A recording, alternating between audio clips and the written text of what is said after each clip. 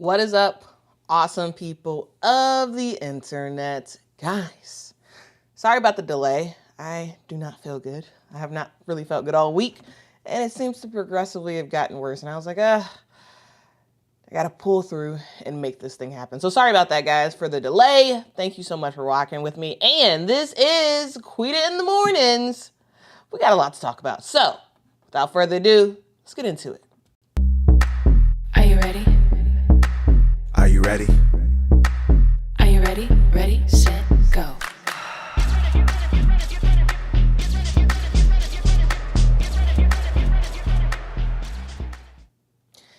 Get ready, get ready, get ready, get ready. Guys, yesterday we saw 3 fan-freaking-tastic games, all for various reasons. We saw an ejection in one. We saw a boatload of boos in another one. And we saw, finally, guys, a rematch of last year's finals. It took more than half the season to get here, but we're here, so let's talk about it, all right? Let's talk about it. Thank you so much for rocking with your girl. Really do appreciate it. Again, sorry for the lateness of today's stream. Hopefully, I will be in a better state tomorrow. All right, let's get this thing cooking. As you all can see from the title and the thumbnail, y'all know what I'm kind of going to talk about. So, without further ado, let's get into it, okay? Okay. All right, we first start off with just recapping what happened yesterday. Yesterday, we saw, again, a boatload of games, and yeah. We had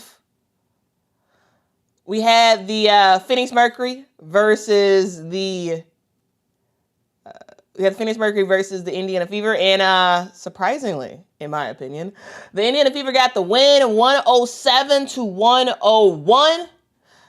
We saw the Dallas Wings take on the Atlanta Dream, and Dallas was at home, and I was expecting Dallas to win, but, you know, that didn't happen because of a little lady named Naz Hillman.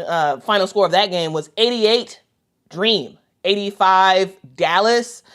And then we saw the rematch of rematches, though people are out, specifically for the Liberty. And we saw the Lynx get the dub, but it was a whole lot closer than what we expected, or at least what I expected.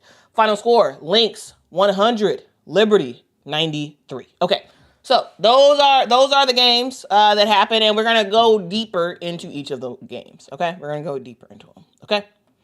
All right. Before we first start off with the Indiana Fever taking down the Phoenix Mercury, guys. Coming into this game, I really did not think that the Indiana Fever were gonna win. Yes, Indiana was at home. Yes, this was the game that DeWanna Bonner was going to play, her former team, the team that she barely played for this year. And I was expecting, coming into this game, I was expecting Alyssa Thomas to cook once again, right? That's what I was expecting. I was expecting her to have like 20-something points. And I was expecting her partner in crime, DeWanna Bonner, to do the same thing. Like, I was like, here's the thing. I'm always of the mind that if you are playing your former team, your immediate former team, regardless of how long you played for them or whatever, when you go to play them in their home, you're supposed to dominate. That's what you're supposed to do. You're supposed to have 20 plus points. You're supposed to be the MVP of the game, right? That's always my mindset, right? It's always the case, right? And I expected DeWanna to have like 20, because I was like, once she steps foot on that court, they're going to boo her. And my, oh my, did they boo her yesterday? they booed the mess out of that girl. And here's the thing.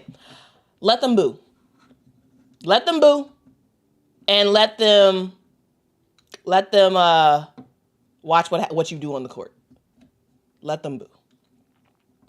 But unfortunately for DeWanna Bonner, and unfortunately for the Phoenix Mercury, DeWanna did not have that type of explosion game, right? I was expecting her to just look like, see, it was the fit that was the issue, not my talent, you know?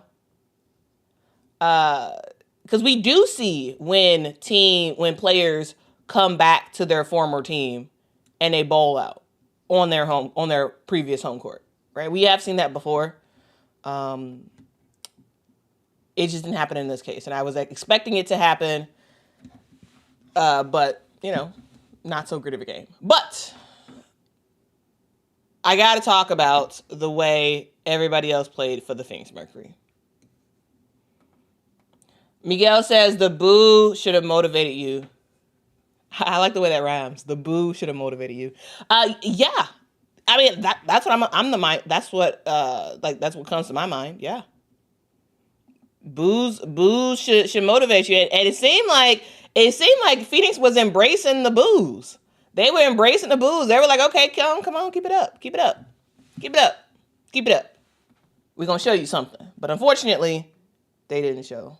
They didn't show Indiana anything. And guys, I got to talk about the Phoenix Mercury first, and then we'll go to the Indian Fever.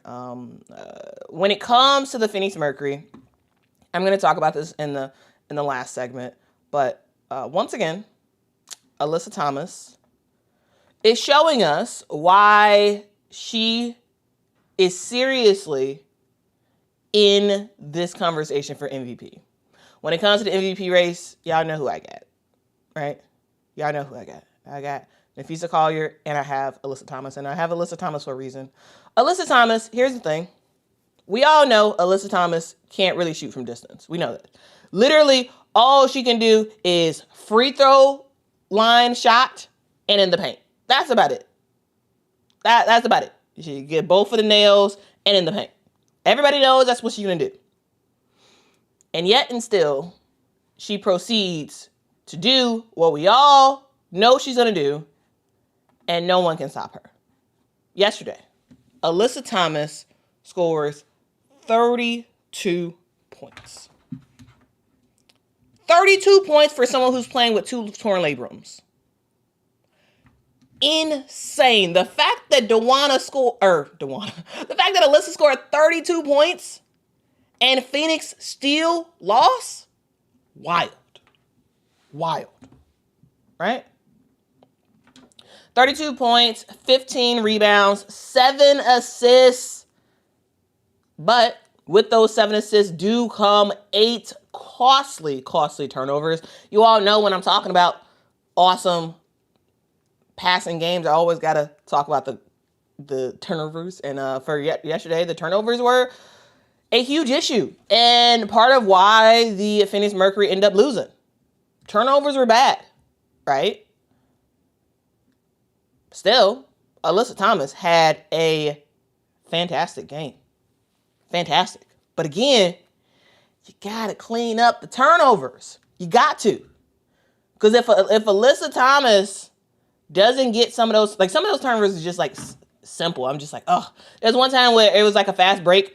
And I've seen this play quite a bit from AT. So AT she's running the fast break, and then she throws a pass behind her to a trailing 3-point shooter to knock down a shot. She was trying to do that. I think she was trying to pass it to Sammy Wickham, but like the angle was off. It went out of bounds, and it was turnover. Like there are certain things that I'm just like, I see exactly what you're doing. Just it just didn't work. So like, yes. AT sometimes will give you a significant amount of turnovers. Absolutely. But is she still flat out amazing? Yes. Yes. Okay. Also, for the Phoenix Mercury, we saw Kalia Copper knocking down some shots and making stuff happen as well. Right? Right?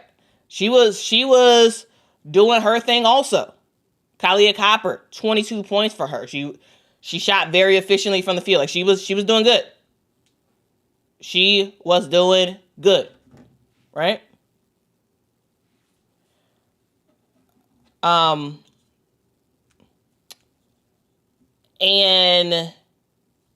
when it comes to Sammy Wickham did well as well. 18 points for her. But the problem for the Phoenix Mercury were 2 things. Turnovers are what heavily cost them the game, in my opinion. And it was Satu Sabli just having an abysmal night. Satu Sabli's fantastic. We all know how great of a player she is. But yesterday was not her game. It just wasn't. It just wasn't, guys. It wasn't. And you got Alyssa Thomas doing her thing. You have Kalia Copper doing her thing. Monica Cole-Makani, she went out. She ended up leaving the game in the third quarter, I believe. And I was wondering, is she going to return? Like, what's going on with Monique? Monique did return back to the game. And so that's something I didn't listen to the post-game presser to hear exactly what was going on with Monica Cole-Makani, but like that was a thing, right? This Phoenix Mercury team has been experimenting with their lineup a little bit. We did see Kat Westbeld in as a starter for a long time this season. Now we have Mac in there as the replacement, right? In that sort of like in that post position, right? And I say give that more time. I'm interested to see how that works. Like Natasha Mack is sort of like playing like a center, which again is Phoenix is a smaller team. They really are, right? And we also do not see Kalani Brown. This is, I think, the second game in a row that Kalani Brown did not play. I would have been interested to see how she played in this game. Yes, the Indiana Fever is a very fast team, but at the same time, I really wanted to see how that worked. And so, yeah, that's something. All right, so that's the Phoenix Mercury. They lost because turnovers, because Satu Sabli just did not have her night, and because of certain defensive collapses for this Phoenix Mercury team. And for the Indiana Fever, I mean, well, they brought it. They brought it. Their fans brought it with the barrage of boos. But again, like, the boos should motivate you. Unfortunately for Phoenix, they couldn't make it happen. But they did shoot very efficiently from the field. So, like, that wasn't the issue. It was, again, turnovers, Satu, and defense. Now, let's move on. Let's move on to the Indiana Fever. And here's the deal, guys. Lately, we have seen Kelsey Mitchell ball out of control. Lately. Yesterday, Kelsey Mitchell was in foul trouble, right? She was in foul trouble. She didn't play that much yesterday because she was in foul trouble. Right? Kelsey Mitchell finishes yesterday's game with just 8 points. And in general, if you hold Kelsey Mitchell to 8 points, you're beating the Fever. In general. Wasn't the case yesterday because y'all see this this graphic? See this? Yesterday was an absolute show for everybody else on the Indiana Fever, right? Yes, Kelsey struggled, but we had Ari McDonald dropping 27 points, her career high. Y'all, Ari was on fire. Talking about threes. Talking about getting the shots, getting really good looks at the basket. 27 points for Ari McDonald. Guys, this was, what we saw yesterday was the Arizona version of Ari McDonald, guys. Y'all remember Ari McDonald? The one who consistently showed up and showed out for Arizona. The reason why Arizona made it deep into the NCAA tournament, right? Even getting into the championship game. Ari McDonald is a rock star. Ari McDonald is someone who has experience kind of putting her team on her back. And at times yesterday, that's exactly what she did with this Indiana Fever team. It's exactly what she did. But guys, it wasn't just her. Guys, do y'all remember the fourth quarter when it looked like Phoenix was about to get it together? When it looked like Phoenix was about to kind of take the reins a little bit, what did Indiana do? what did they do? They gave the ball to Aaliyah Boston. Aaliyah Boston finishes with 22 points, 12 rebounds, but that fourth quarter was Aaliyah's. Aaliyah Boston absolutely dominated in the fourth quarter. I don't remember how many exact points she scored in the fourth, but she was getting that ball and making it happen, specifically in the fourth.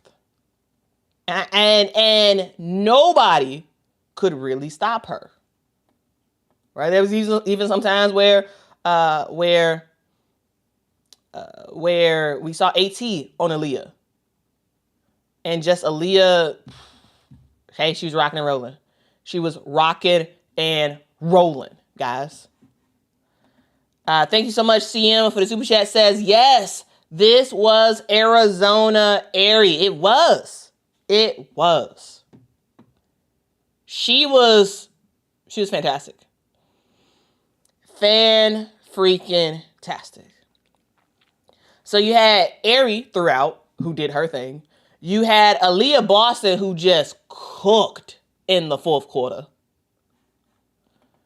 Also, thank you so much, CM, for the other super chat. Really appreciate it. You had everybody else, right? You had Sophie added in 12, right?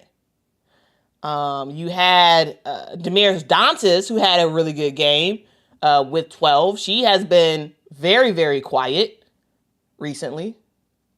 And then you had the newcomer, Chloe Bibby, on her 7-day contract, making some stuff happen. 10 points for her. I'm just saying, guys.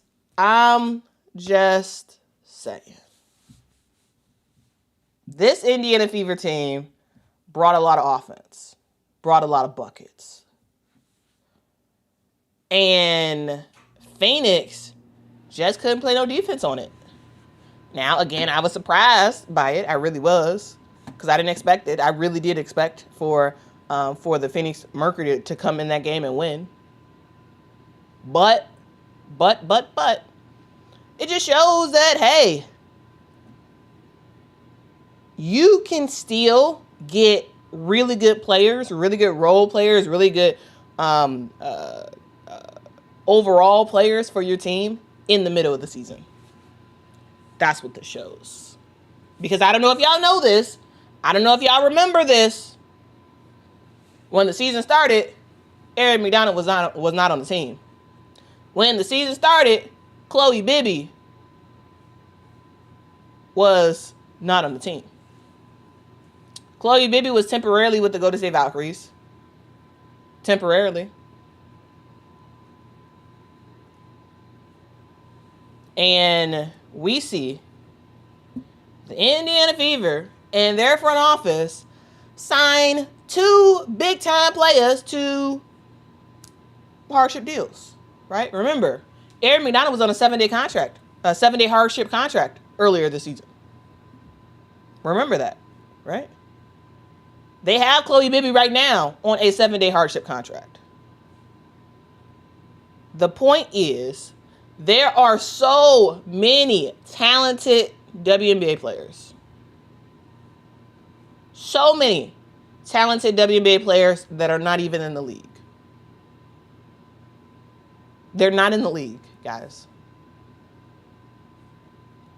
And it shows that you can work some magic as a GM, just figuring out, okay, who's going to work for my team, right? So that's the thing. That is absolutely a thing. Because the decision to sign Aaron McDonald, clearly, I mean, look at the score. Clearly, good decision. The decision to sign Chloe Bibby, so far, clearly a good decision. Now, we'll see if they sign her for the rest of the season, but they do have her right now on a 7-day hardship contract. All right? That's something to note. Okay? All right. Come on, Mikey. Come on now. Like, dog. Come on. Like, get it together, people. Some of y'all commentary is wild. Wild, okay? All right. Henry says fit matters. You're absolutely right. Fit matters. Yep. It does.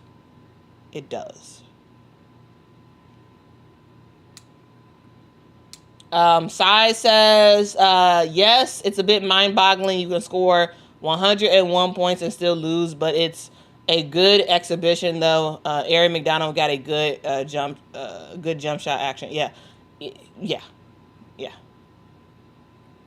Angie says, what's wrong with Howard? Natasha Howard? I mean, nothing, I don't think. Yeah, nothing. All right.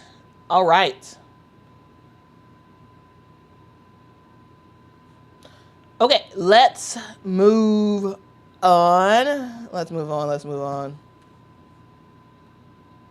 Spice Poet says, Bibby stayed ready. Yeah. If y'all been rocking with this channel for the 2+ years I've been doing it, y'all know the motto. Stay ready so you don't have to get ready, right? That was the case for when LSU won a championship, right? Y'all remember Jasmine Carson? Y'all remember what she did in the championship game? She stayed ready so she didn't have to get ready. Y'all remember a couple years ago when the Las Vegas Aces won a WNBA championship and they did it with 2 other starters in a boot? They won it because Sadie Colson and I just forgot her name. Australian. They both stayed ready so they didn't have to get ready. At key moments, I have said on this channel that people need to stay ready so you don't have to get ready. There are times where you are disappointed in your lot in life, right? You're disappointed in the fact that you're ratting the bench, or you're disappointed in the fact that you're not even in the league, right? No team wants you. You're just sort of like out there. You can wallow in your sadness.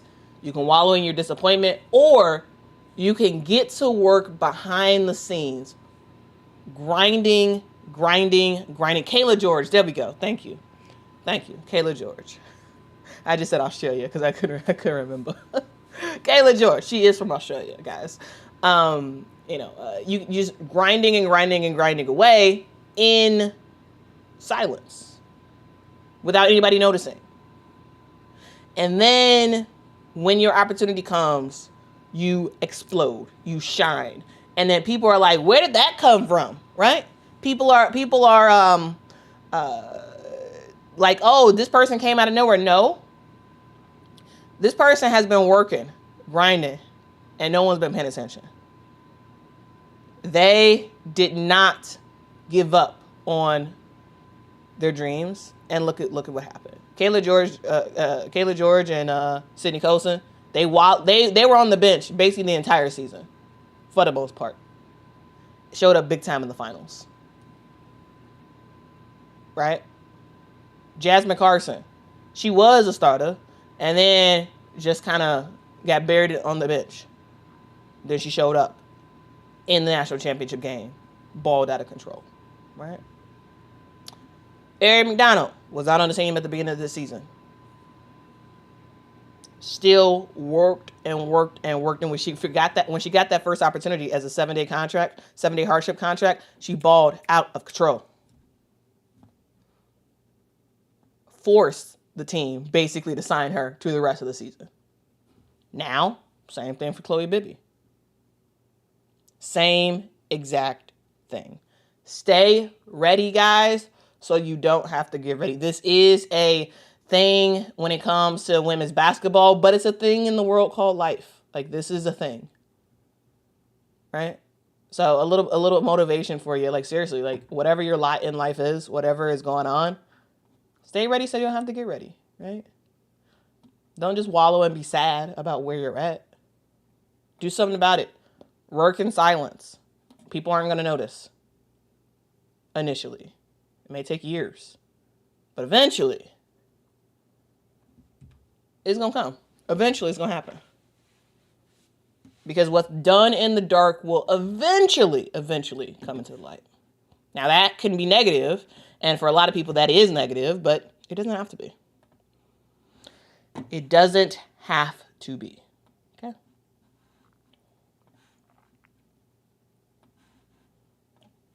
Okay. All right, let's move on. Let's move on to the next game. And the next game was an Atlanta Dream victory, guys. The Atlanta Dream took down the Dallas Wings. And guys, again, I came into this game expecting Dallas to win, right? That's what I was expecting.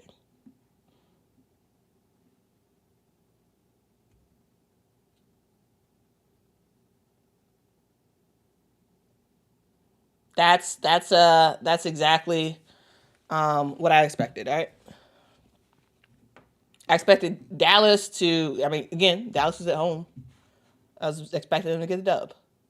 But they did not. Because there's a person named Nas Hillman who has been working. She's been on her grind all season long. And lately, dog, Nas Hillman has been cooking, guys. First up, I do want to just mention the fact that in this game, we did see Brittany Griner get ejected. She was very, very mad after a call. And it was the third quarter. She was mad about a possible foul.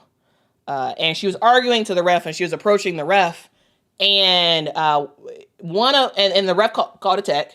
One of like a Atlanta Dream staff or whatever was like trying to get in between Brittany and the ref, and that person like touched the ref, and I think my personal opinion is I think the ref thought that Brittany Griner touched her, and then she ejected her. That's what I think. Right? I think that's what it was. I think she thought that Brittany touched her and she ejected her. But really, Brittany didn't touch her. It was that staffer person who touched her. Because the ref was looking the other way. And so that's why I think that was called. I think that double tech was called because Brittany Griner was going towards the ref, and that person got in between and then touched the ref. Like if you watch the replay, that's what it looked like to me. That's what it looked like. Why the ref called that double tech? Should it have been a double tech? In my opinion, no.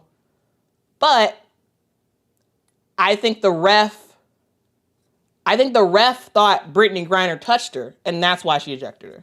Now, if Brittany Griner did touch her, then yes, completely agree. Yes, eject the player if they're coming in contact in a aggressive way towards the ref. However, in that case, it was Brittany Griner did not touch her.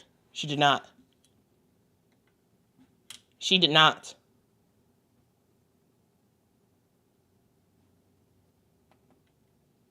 Yeah. It wasn't Brittany who touched her. She says, "Yep, that's what happened. Brittany made no contact with the ref." Yeah, but I think the ref thought that Brittany did because the ref was looking. Seemed like the ref was looking towards the scores table. And then all of a sudden she feels like someone's touching her, and so she thought it was Brittany. That's what I think. That's what I think happened. But yeah, Brittany made no contact. I think the WNBA should rescind that second tech. The WNBA should rescind it because, yeah, that wasn't warranted. No, that wasn't warranted. That second tech. Because, yeah, Brittany didn't touch her. Okay? So that was one thing that was huge. That was huge. And when that happened, I was like, oh, okay, Dallas, it's your time. It's your time, Dallas. But ultimately, it wasn't. Here's the thing. In this game, it was a neck-and-neck battle, I would say. A really good neck-and-neck battle, especially in that fourth quarter. So I'll fast forward all the way to the end of the game. Guys, there in this game,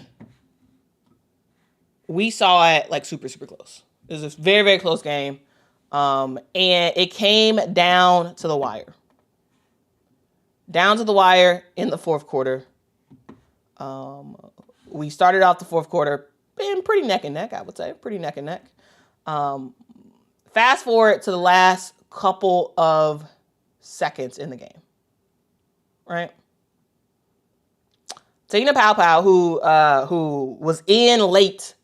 Tina Paopao has been one of those players who, like, you know, she has a bit of spurts where she's in the game and making an impact and all that stuff, and then she has other periods where she's just sort of riding the bench. I don't know. Anyway, Tina Paopao makes a big time layup, gets the game from being tied to a 2-point lead by the Atlanta Dream. All right. So big time layup for Tahina, and we have Dallas with the basketball. Now it seemed like so Dallas they were coming off a timeout. It seemed like they were trying to run a play for Paige.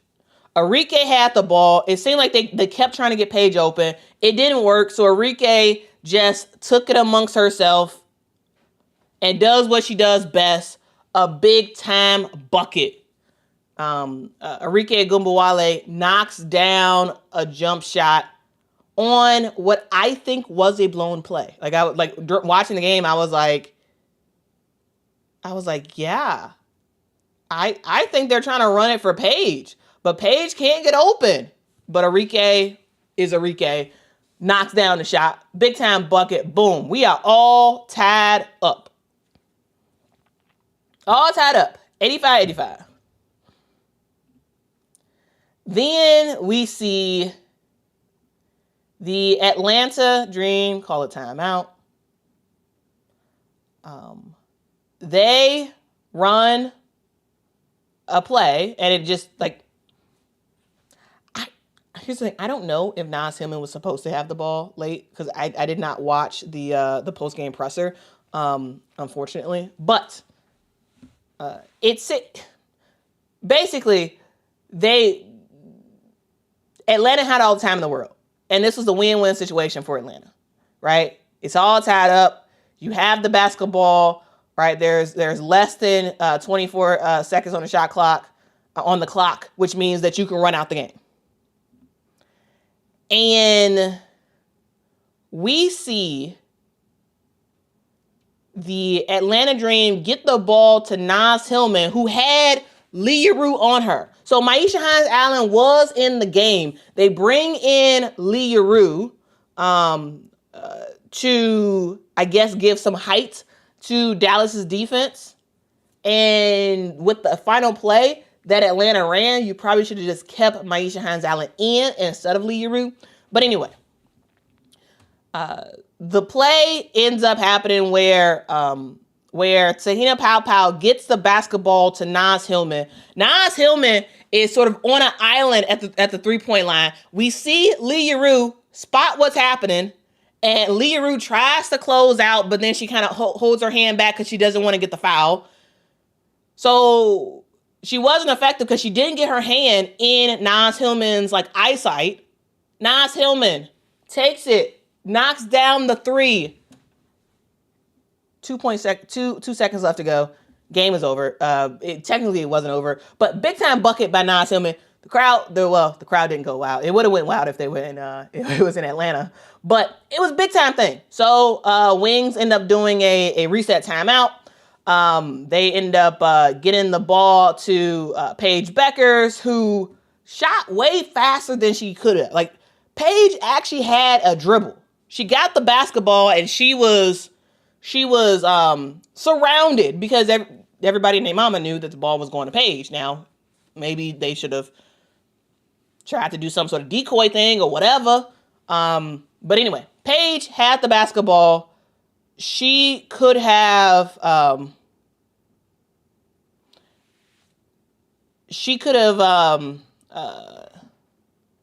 had a dribble, but she didn't. She just shot it and then she missed and game over. Big time win by the Atlanta Dream. Again, is the Atlanta Dream a better team than Dallas? Yes. But with the momentum that Dallas has been playing with, the way they've been playing, and the fact that they were at home, I thought that Dallas was going to get the win. Ultimately, they did not. Naz Hillman was straight up fire, right? Straight up fire. She has been on a bit of a tear. Guys, in this game, 21 points for Naz Hillman. And here's the thing. It wasn't like Naz Hillman knocking down that three-point shot was a shocker, guys. She had knocked down the three 4 other times in the game. Right? Basically, all the shots she took was from the three. 21 points for her. She was making it happen. It was glorious, glorious to see. And here's the thing. Naz Hillman is another person who's she's been putting in her work for years. Just grinding and grinding and grinding and grinding. And I love to see that work pay off, right? I love to see it pay off this year. She has been coming off the bench, right? Last year, for a good amount of the season, Naz Hillman was a starter for the Atlanta Dream. She was. And so this year her role did change, right? She's coming off the bench every single game, but she's being put in positions where she can be very, very, very successful. And I gotta say, man, shout out to Naz Hillman, because guys, yes, scoring 21 points in a game, is that cool? Absolutely. But what's cooler is scoring 21 points, hitting the game winner on the road. Dog. What's better than that? What's better than that as someone who constantly comes off the bench every game? What's better than that? I'm just saying, I love to see it. Okay? Okay.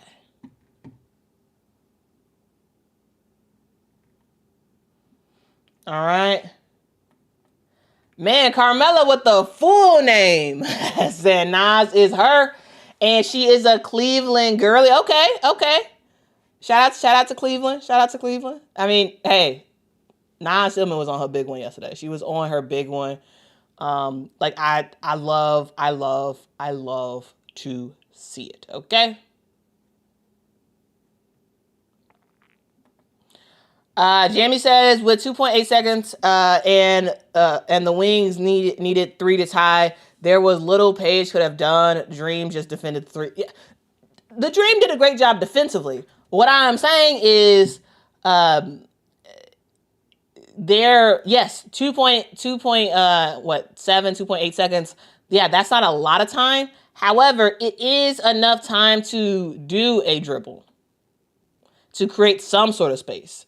Basically, there was no space at all, and again, fantastic defense by the Atlanta Dream. I just think that there was a chance to try to do something else. But also, it would have been nice to maybe have ran something for both Paige and Enrique for that last play. I don't know.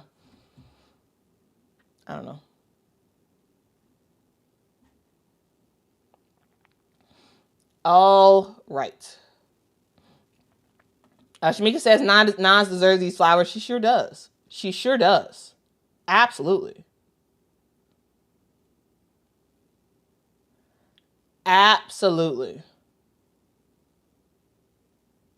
Oh my goodness. Y'all are wild. Y'all calling this dude man bun? and Marshmallow. Come on now. Come on. Like, I'm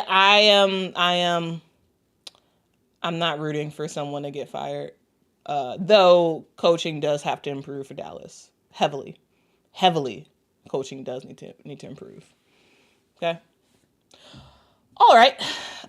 Let's get to the last topic, or last game of the night.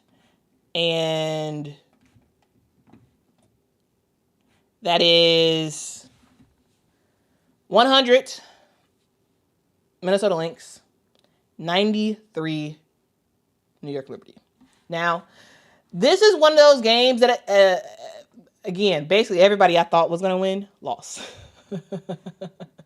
Yes, and sometimes it bees like that. Okay. Yesterday we saw in Minnesota, we saw finally a rematch of last year's championship game. Right? We finally saw a rematch. It took forever for us to get here, but we finally got here. Okay?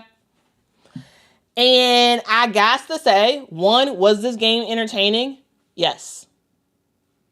Was this game all the excitement that I thought it was going to be in terms of the atmosphere and whatnot? Yes. Did I expect the Minnesota Lynx to win this game? Yes. Did I think they were going to win by more? Yes. Should they be afraid for the future if they don't make some changes? Yes. Here's the deal. Yes. I keep saying yes. That's the day. I should be on the Yes Network, guys. I should be on the Yes Network. Anyway, if y'all don't know that's a real network, I think it's in New York. Anyway, guys. Final score 100 Minnesota, 93 New York. Now, I expected New York to get the dub. I did. But here's the thing that you all need to know.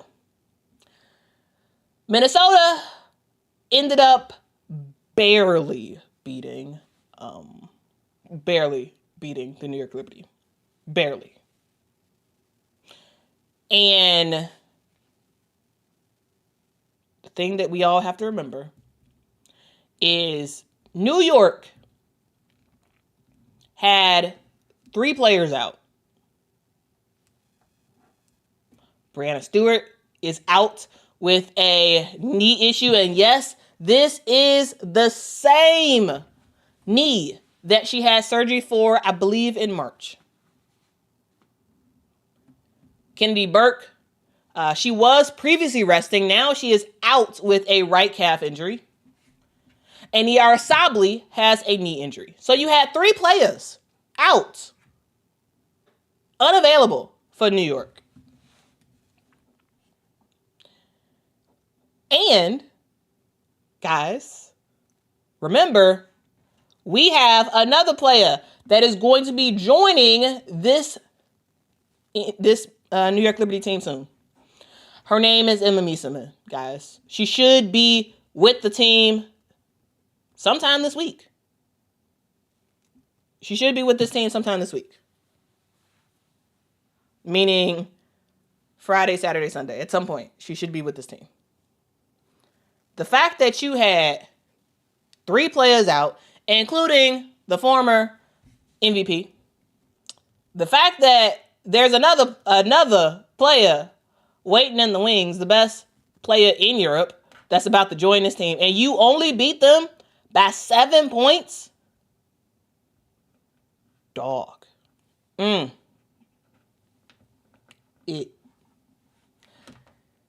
If I'm a Minnesota Lynx fan,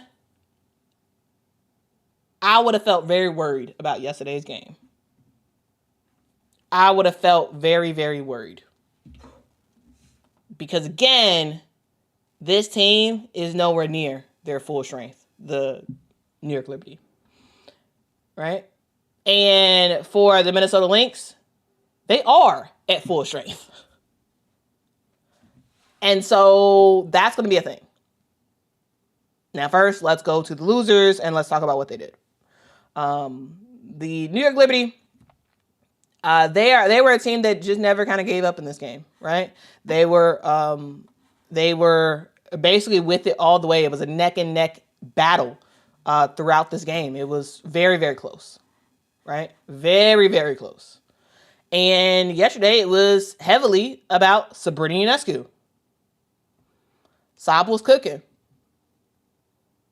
Whether it's mid-range buckets, three-point buckets, getting to the rim, Sabrina can do it all. 31 points for her, right? She looked very, very good in yesterday's game, right? Marine Johannes, 14 points.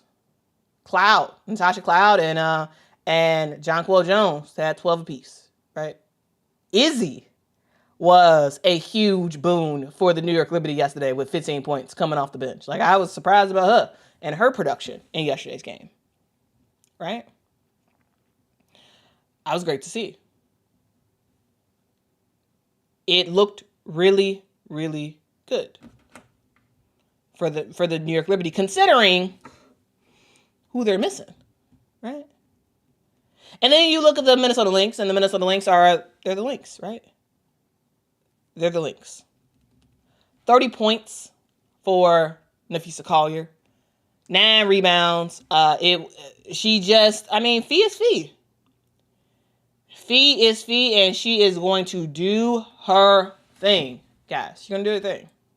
So, of course, 30 points. Not a big shocker, right? Not a big shocker. Almost had a double-double. Has just 9 rebounds. But she was doing her thing, right? And then everybody else was filling in the gaps, right? Kayla McBride. I was about to say Kayla Thornton. Kayla Thornton is on the Valks, and she is injured right now. Kayla McBride had a 3-point clinic, as per usual, I guess. 5 3-point shots made for Kayla McBride. K-Mac finished the game with 24 points. She was doing her thing. Saw Atlanta Smith once again, getting some really good minutes for this Minnesota Lynx team. She, as usual, Atlanta Smith is gonna get some blocks, right? She is not gonna she's defensively a really, really good player. She's gonna not only get some scoring, but she is going to block some shots as well. All right. I do want to just briefly talk about Natisha Hiedeman and how Natisha Hiedeman continues to be one of those players that I really, really enjoy seeing come off the bench for this team. Once again, when it comes to the Minnesota Lynx, which is why, if I'm a fan of them, I'm a little bit worried, because once again, the only production you get from your bench is Jessica Shepard and Natisha Hiedeman. Now, Jessica Shepard and Natisha are great bench players. They are. They come in and bring some good intensity for this team. Absolutely. The problem is that's all they got. And yes, Minnesota wins. But again, it is the fact that they don't have serious production from the bench, minus 2 people. And the fact that New York had so many people missing that I am just like, ooh, yes, you guys get the dub. Yes, great win. Fantastic. But at the same time, I'm looking like, it's going to be interesting. It's going to be interesting when New York is fully healthy. If New York gets fully healthy. That's going to be very interesting. Okay. This leads me to another conversation. All right. And really, really good question, Carmela. Carmela has asked, who are my top 4 for MVP right now? So, Carmela, I don't really have a top 4, but I do have a top 3. So the MVP race to me is primarily a two-person battle, you can extend it to 3. At number 1, for the if the MVP ended right now, MVP race ended right now, and if I had a vote, my vote would go to, I mean, you all can probably kind of guess who it's going to. It's going to Nafisa Collier, guys. If I had a vote for MVP right now, I would say Nafisa Collier. The reason why is because Nafisa is on her big one, guys. Nafisa's averaging 23 points a game. She's averaging 7.7 rebounds a game. She's shooting 53% from the field, guys. 53%. Wild. Wild, wild, wild. Okay? She's just looking great, guys. She's looking absolutely phenomenal. Right? Nafisa Collier is leading all WNBA scorers with 23.8 points a game. Right? You gotta love it, guys. You gotta love it. You gotta love it. And when it comes to not just offensively scoring, when it comes to defense, guys, Nafisa Collier is up there. She's up there. When it comes to some of the best defenders in the WNBA. And she's on the best team in the WNBA. So to me, my vote for MVP right now is going to Nafisa. Because Nafisa is the best player on the best team, and objectively, not objectively if it's my opinion, but in my opinion, even with that not being said, even if you get rid of the best player on the best team as the rationale for the MVP, Nafisa is the best player, in my opinion, this season in the WNBA. Right? It's her efficiency. It's her ability to carry this Minnesota Lynx team. It's her ability to just be effective regardless of who's defending her. Nafisa Collier is my number 1 pick for MVP right now. Now, number 2. My number 2 pick goes to Alyssa Thomas. Why? Because Alyssa Thomas is fan-freaking-tastic, guys. Alyssa Thomas she's a scoring machine as of late. She scored over 30 points yesterday. Alyssa Thomas is one of those players, as I said earlier, you know exactly what she's going to do. You know exactly what she's going to do. You know exactly her limitations. And yet and still, she finds a way to still be super effective. This year, Alyssa Thomas is averaging 16.4 points a game, 8.3 rebounds a game, 9.2 assists per game. Right? That's what she's doing. Alyssa Thomas, in her just last couple of games, just pick her last couple of games. Don't even have to go through this whole season, right? Her last couple of games, Alyssa Thomas is giving you 32 points, 27 points, and 20 points. What? What are we talking about? Because I had Alyssa Thomas in my top MVP list before she even had these last 3 games. Because to me, when it comes to Alyssa, it's not just about her ability to score. It's about her ability to make every single player around her better. Every single player. Every single player.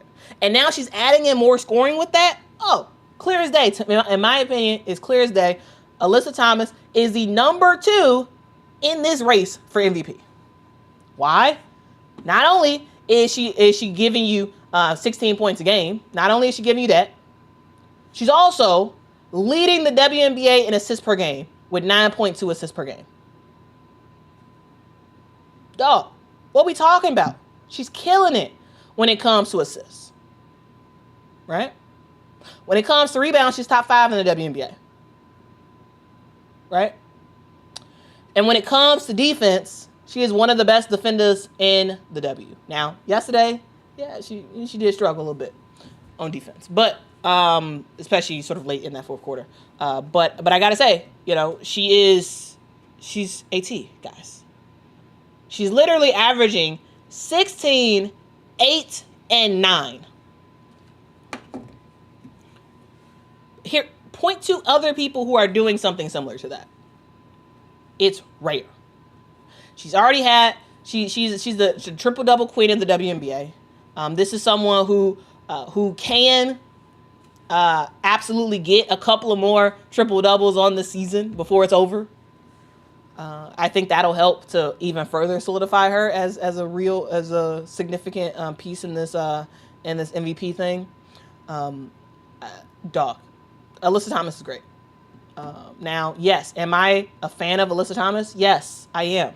However, I'm not saying that Alyssa Thomas is number 2 because I like her as a player. I'm saying it because literally just watch the games. I watch so many women's basketball games. It's crazy. It's absolutely crazy. Literally, I pay for YouTube TV, and literally the only thing I watch during WNBA season is pretty much just WNBA. Like, it's constantly on. I'm constantly watching all the teams play, and watching all these teams play, watching all the great players on these various teams play. Alyssa Thomas stands out. She's so good. Everybody knows what she's going to do. Everybody knows. But you still can't stop it. She's a really good defender. She is, yes, sometimes she does have situations where she does get turnover happy. But overall, dog. Alyssa Thomas is the second best player in the WNBA right now. She is. Not only that, she's on the Phoenix Mercury, which is at the top heap of WNBA teams. So yes. Yes. I do have Alyssa Thomas as the number 2 in this MVP race. All right. Now, let's go to number 3. Number 3 in this race, I have A'ja Wilson. Why? Because A'ja Wilson is freaking phenomenal. Here's the thing. A'ja Wilson is someone who has been on the top of her game for years. It gets to a point where it's a broken record about A'ja Wilson. It's a broken record. A'ja is going to be at the top of the heap basically every year when it comes to points per game. She's second in the WNBA with 22.1 points a game. She is basically carrying this Las Vegas Aces team. Now, the Aces are not very good. They're not. But they would likely be at the bottom of the league if it wasn't for A'ja Wilson. Dog. I'm just saying. A'ja Wilson, 22.1 points a game, 9.1 rebounds a game. An elite defender leading the league in blocks at 2.4 blocks a game. Dog, what we talk about? Yes, I don't have A'ja Wilson as my number 2, but to me, A'ja Wilson is the clear 3rd player in this run. You can't talk about the MVP race without mentioning A'ja Wilson. Because just looking at the games, just looking at the games.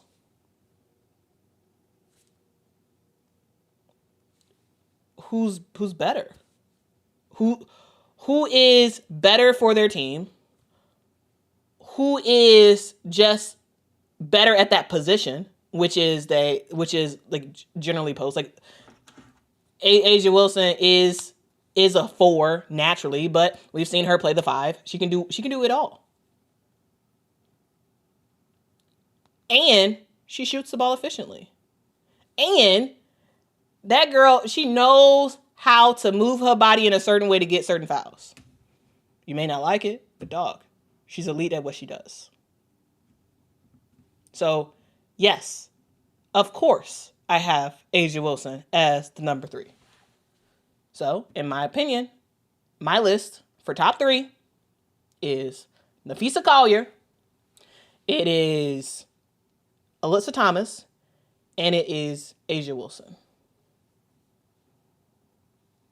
Now, you all may disagree with my top 3. You all may disagree. And let me know who you got.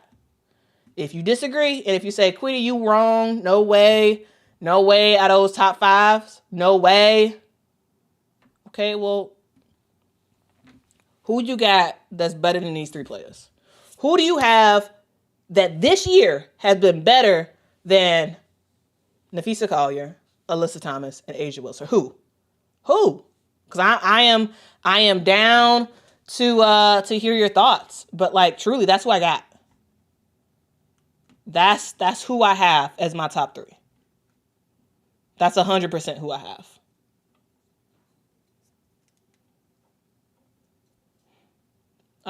So who's ultimately gonna win it? Ultimately, I do think Napheesa's gonna win it.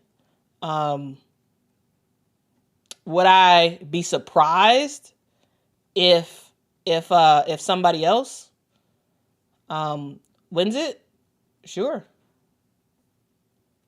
Because Minnesota is the best team, and so sometimes it really does come to the best player on the best team. But like, really? One of these 3 can win it, and I'd be totally cool with it because they're great. They're flat out phenomenal. They're the best that the WNBA has to offer this year. And as a fan, dog, I love to see it, man. I love to see it. Right?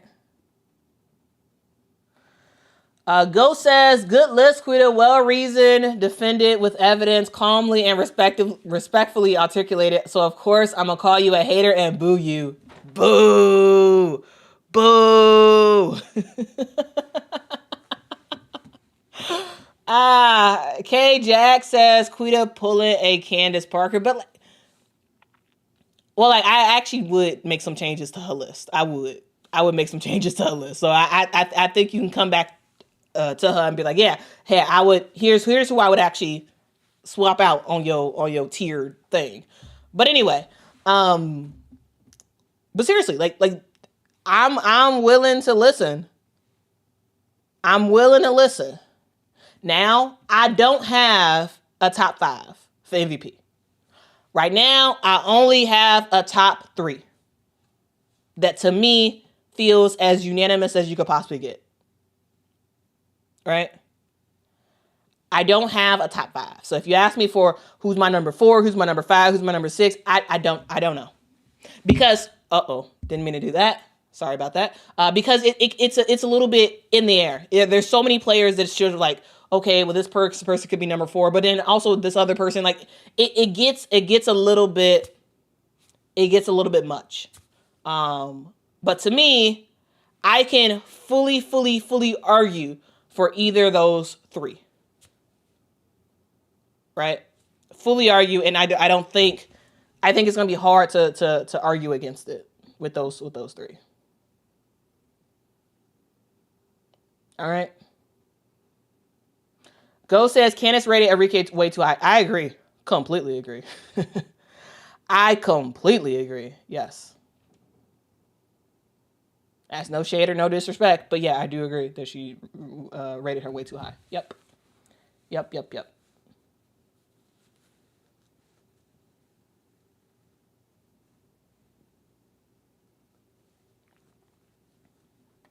Tulip says Alicia is in the top 4 this season for sure.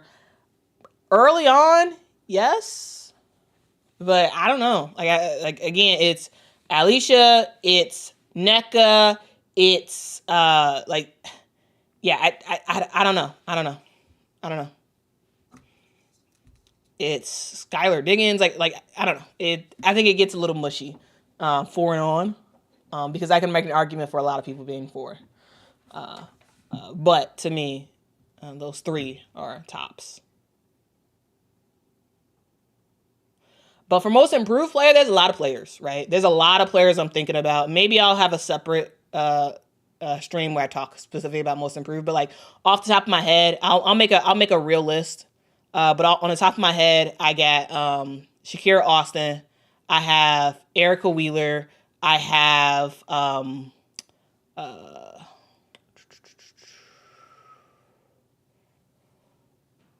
trying to think about all the other players who have had a really good season.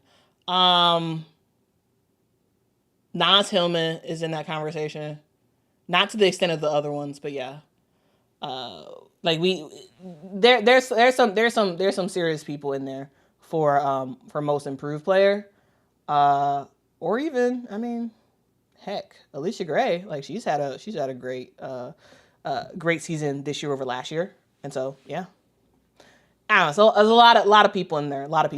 And maybe I'll think about even more. I mean, Angel has improved a lot. She has, absolutely, she has. Carmela says defensive player of the year for me is between Alana Smith, Nafisa Collier, Gabby Williams, Angel Reese, Asia Wilson, and a healthy Jonquel Jones. I like it. Oh yeah, Azurá Stevens too. Yeah.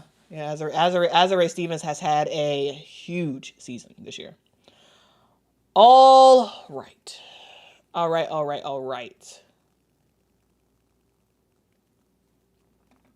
Tulip says Shakira is healthy this season, not better. But didn't now sometimes I forget some stuff. Didn't Satu Sabli win the most improved player of the year award when she finally got healthy and balled out of control? Like hold on, let me double check myself because I feel like she did win the most improved player, and it wasn't like she was most improved; she was just healthy. Yeah. Satu Sabli, I just double checked myself. Satu Sabli won the most improved player of the year award in 2023. And it wasn't like she wasn't